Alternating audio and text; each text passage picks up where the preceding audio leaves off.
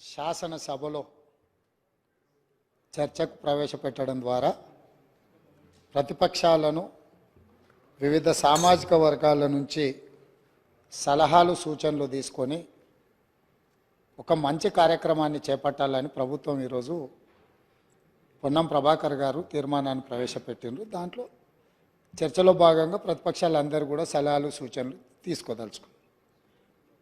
అయితే ఈ సందర్భంగా సలహాలు సూచనలు ఇచ్చేదానికంటే కూడా అనుమానాలను లేవనెత్తడం ద్వారా ఈ అంశాన్ని పక్కదోవ పట్టించి ప్రజలకు కొన్ని అనుమానాలను రేకెత్తించే విధంగా చర్చ ఆ దిశగా జరుగుతుంది అధ్యక్ష. ఈ సందర్భంగా నేను తమ ద్వారా ప్రతిపక్ష పార్టీలకు సభలో ప్రాతినిధ్యం లేని మిగతా వర్గాలకు సామాజిక వర్గాలకు కూడా తమ ద్వారా నేను ఏం చెప్పదలుచుకున్నా అంటే బడుగు బలైన అల్పసంఖ్యాక వర్గాల అభ్యున్నతికి నిరంతరం పాటుపడ్డ చరిత్ర కాంగ్రెస్ పార్టీది.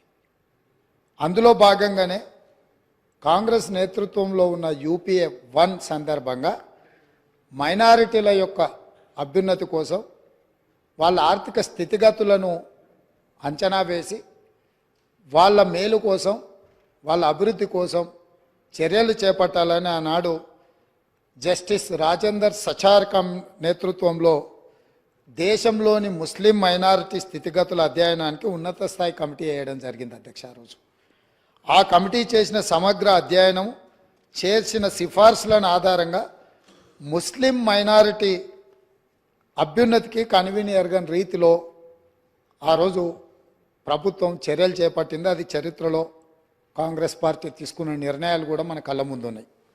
ఇలాంటి అనుభవాలన్నిటిని క్రోడీకరించి మన రాష్ట్రంలో ప్రధానంగా అన్ని వర్గాలకు సంబంధించిన సమాచారాన్ని సేకరిస్తూనే వెనుకబడిన తరగతుల వారి యొక్క అభ్యున్నతి కోసం వారికి అవసరమైన ఆర్థిక సహాయాన్ని అదేవిధంగా రాజకీయంగా కానీ విద్యాపరంగా కానీ ఉద్యోగపరంగా కానీ అన్ని రకాలుగా ఆ వర్గాలకు ప్రభుత్వం అండగా నిలబడాలన్న ఆలోచనతోని మా నాయకుడు పార్లమెంట్ సభ్యుడు రాజీవ్ గాంధీ గారు వారసుడుగా రాహుల్ గాంధీ గారు ఏదైతే మాట ఇచ్చిండ్రో ఆ మాటను నిలబెట్టడానికి ఈరోజు ఈ ప్రభుత్వం పూర్తి స్థాయిలో ప్రయత్నం చేస్తుంది.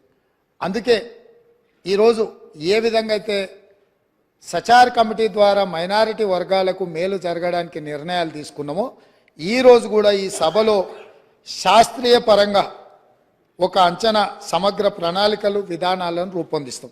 ఇందులో మరి ఎందుకు మా సభ్యులకు లేకపోతే సీనియర్ శాసనసభ్యులు మంత్రిగా వారికి సుదీర్ఘమైన అనుభవం ఉంది కడియం శ్రీహరి గారు, వారి అనుభవాన్ని ఉపయోగించి ప్రభుత్వానికి ఏమైనా సూచన చేసినా ఆ సూచనలు తీసుకొని భవిష్యత్ కార్యాచరణ నిర్ధారించుకోవడానికి ప్రభుత్వానికి ఎలాంటి భేషజాలు లేవు అధ్యక్ష.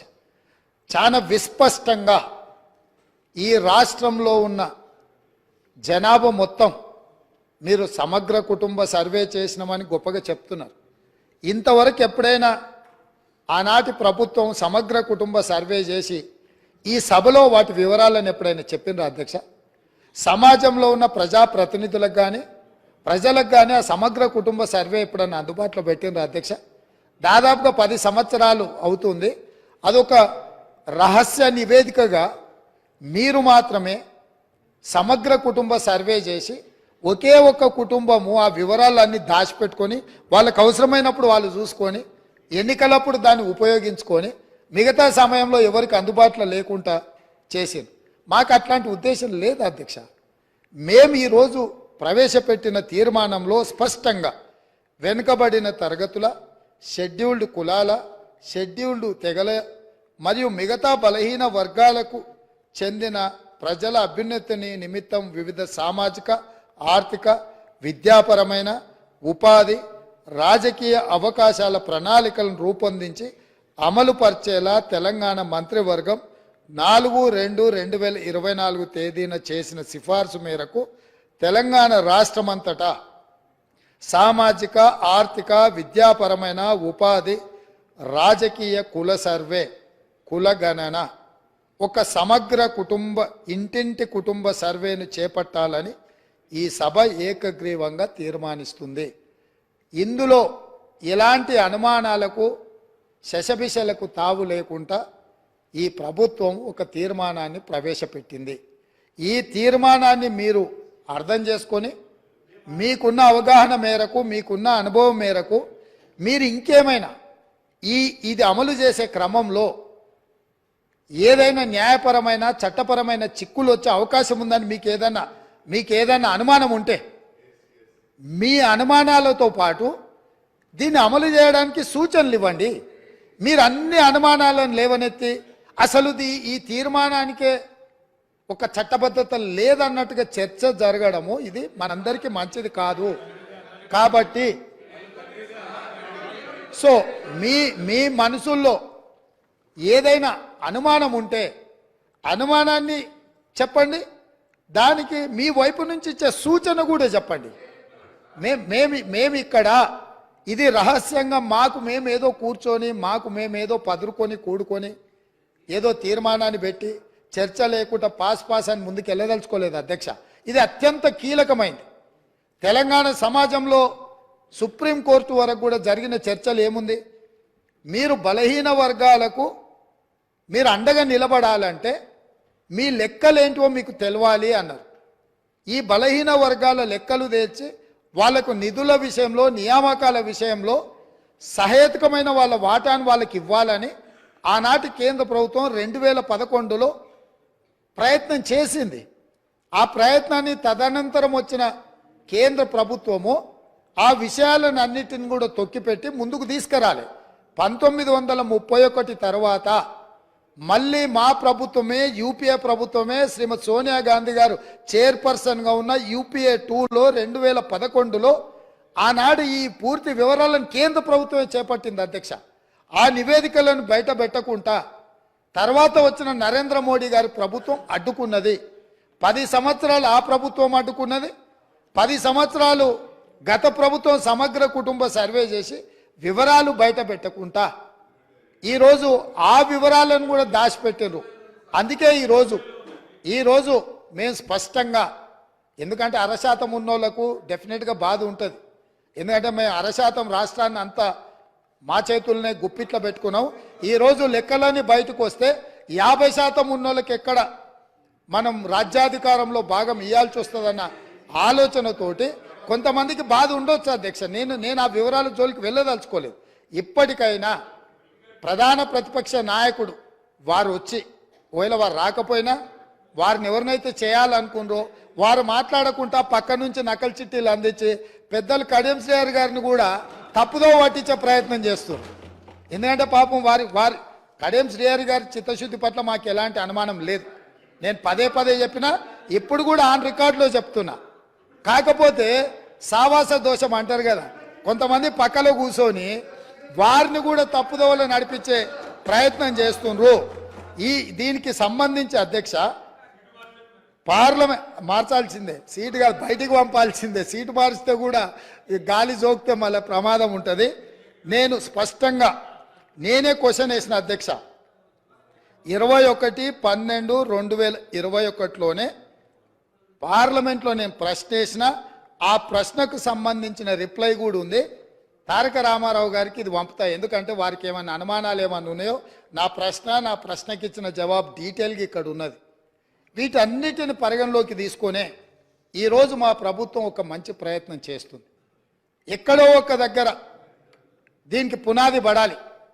ఆనాడు రాజ్యాంగం రాసుకున్నప్పుడే కాంగ్రెస్ పార్టీ ఎస్సీ ఎస్టీలకు రాజ్యాంగపరమైన రక్షణ కల్పించి రిజర్వేషన్లు ఇచ్చిండ్రు. కాబట్టే ఈరోజు 19 మంది ఎస్సీలు 12 మంది ఎస్టీలు సభ్యులై చట్టసభలకు వచ్చారు.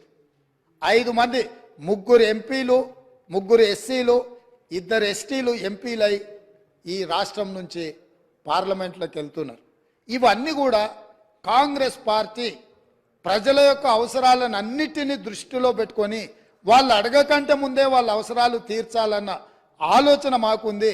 రాజేందర్ సచార్ కమిటీ వేయడం ద్వారా మైనారిటీ వర్గాలకు ఏ విధంగా మేము మద్దతు ఇవ్వాలనో ఆ విధంగా మద్దతు ఇవ్వడమే కాకుండా కాంగ్రెస్ పార్టీ అధికారంలో ఉన్నప్పుడు మైనారిటీలకు 4% రిజర్వేషన్ ఇచ్చి విద్యా ఉపాధి అవకాశాలలో వాళ్ళని ఆదుకోవడానికి ఉద్యోగ అవకాశాలలో మైనారిటీలకు 4% రిజర్వేషన్లు ఇచ్చిన చరిత్ర మాది.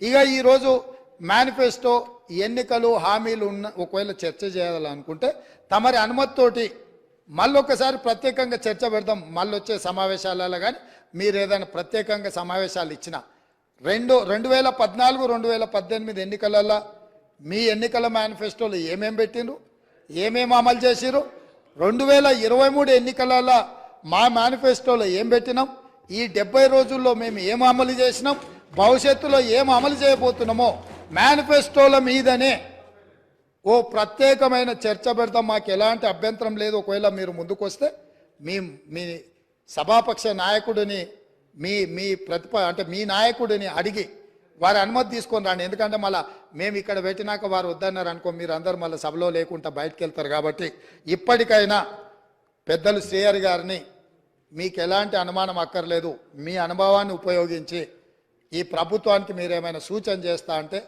మిత్రుడు గంగ్ల కమలాకర్ గారు కూడా మొన్నటి వరకు మంత్రిగా ఉన్నారు. వారి అనుమానాలతో పాటు అనుమానాలను అడగడాన్ని మేము అభ్యంతరం పెడతలేము. మీ అనుభవంతో పాటు ఈ ప్రభుత్వానికి సూచన చేయండి. నా వైపు నుంచి సభాపక్ష నాయకుడిగా మా చిత్తశుద్ధిని మీరు ఎలాంటి శంకించాల్సిన అవసరం లేదు. స్వయంగా మేము ప్రభుత్వం ఏర్పడ్డ ఎంబడే మంత్రివర్గంలో మేము తీర్మానం చేసినాం నెల తిరగకంటే ముందే. ఈరోజు సభలో కూడా మేం ప్రవేశపెట్టినాం, మీరు అడగలే, మేమే ముందుకు వచ్చినాం.